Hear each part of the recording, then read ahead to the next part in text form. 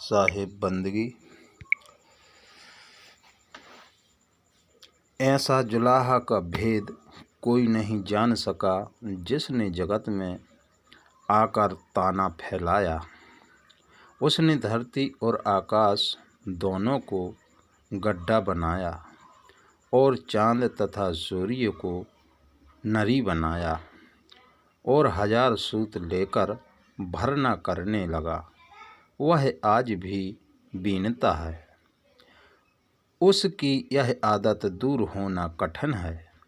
कबीर साहब कहते हैं, यह जुलाहा कर्म के बंधन को जोड़कर अच्छे बुरे कर्म रूप सूत को अच्छी तरह बुन रहा है। अस जुलाहा काहू मरम न जाना, जिन्ह जग अग्नि पसारन ताना। धरती आकाश दो गड्ढा बनाया, चाँद सूरज दो नारी बनाया। सहस्त्र ले पूरन पूरी, अजहूँ बिनय कठिन है दूरी। कहें कबीर कर्म से जोरी, सूत कुसूत बिनय भल कोरी। विषयों के अध्यास में जकड़ा हुआ संसारी जीव ही जुलाहा है, जो बारंबार जगत में जन्म लेकर कर्मों के ताना बाना फैलाता है, परंतु वह खुद अपने जुलाहेपन को अर्थात कर्मजाल को नहीं समझ पाता। न वह अपने शुद्ध चेतन स्वरूप को समझ पाता है कि मेरी क्या गरिमा है, और न यही समझता है कि मैं क्या कर रहा हूँ। मैं ही अपने कर्मजाल का बीनने वाला तथा तोड़ने वाला हूँ। इस रहस्य को कोई नहीं जानता, इसलिए अनादिकाल से कर्मों का पट बुनता जा रहा है। सतगुरु जुलाहे के रूप करधे का सुंदर रूपक उपस्थित करते हैं। वस्त्र बुनने का करधा जहाँ स्थापित किया जाता है, वहाँ नीचे गड्ढा होता है, जिसमें पैर डालकर जुलाहा बैठता है और पट बुनता है।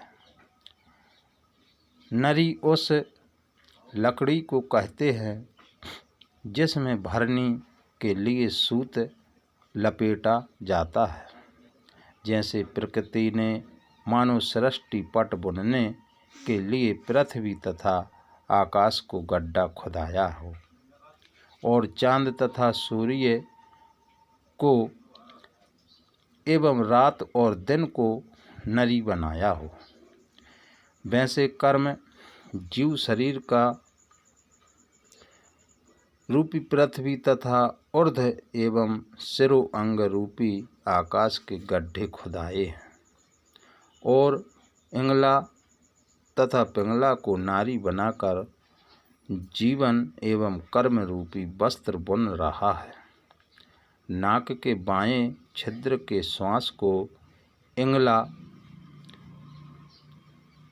तथा चंद्र नाड़ी कहते हैं और दाएं छिद्र के श्वास को पिंगला तथा सूर्य नाड़ी कहते हैं। चांद सूरज दो नरी बनाया का अभिप्राय यह है कि इंगला तथा पिंगला नारी को नरी बनाया है। इसी से जीवन का वस्त्र बुनता है और कर्मों का वस्त्र तैयार होता है। 1000 ले पुनि पूरी, यहाँ 1000 का अभिध अर्थ एवं शब्द अर्थ नहीं लेना चाहिए, किंतु लक्षण अर्थ लेना चाहिए। सहस्त्र का लक्षण अर्थ है असंख्य। जैसे प्रकृति मानो असंख्य तारों एवं नक्षत्रों से सृष्टि पट संपन्न करती है। वैसे जीव असंख्य श्वासों से जीवन पट संपन्न करता है तथा असंख्य कर्मों से कर्मजाल का वस्त्र बुनता एवं भरनी भरता है। आज हूँ बिने कठिन है दूरी, सतगुरु का यह वाक्य प्रपंची जीवों के मोह तोड़ने के लिए मर्म भेदी है। जीव अनादि काल से कर्मों का वस्त्र बुन रहा है, किंतु आज भी इसका मोह नहीं गया है। आज भी यह कर्मों का जाल बुनता जाता रहता है। करने, खाने, देखने, सुनने, पाने आदि की तृष्णा समाप्त ही नहीं होती है। तो सतगुरु कहते हैं, कठिन है दूरी, इसका दूर होना कठिन है। विषयों का राग इतनी गहराई में गड़ा है कि वह निकल ही नहीं पा रहा है। जब तक चित्त से राग नहीं निकलता, तब तक कर्मों का वस्त्र बुनना बंद नहीं हो सकता है। किसी साधक को इसलिए साहसहीन नहीं होना चाहिए कि सतगुरु तो स्वयं कहते हैं कि कठिन है दूरी, अर्थात यह कर्म बंधन दूर होना कठिन ही है। यहाँ सतगुरु संसारियों की राग लिपंसा पर प्रकाश डालते हैं।